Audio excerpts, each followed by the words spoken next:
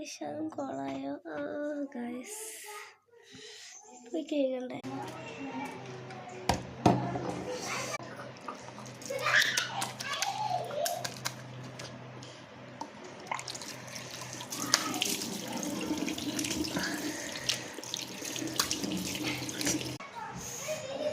ഇത് ഞാൻ രണ്ടാമത്തെ പ്രാവശ്യമാണ് ഇത് തോത്തി വൃത്തിയാക്കുന്നത്.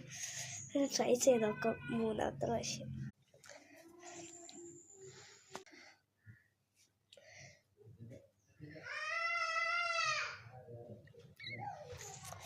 നോക്കാം.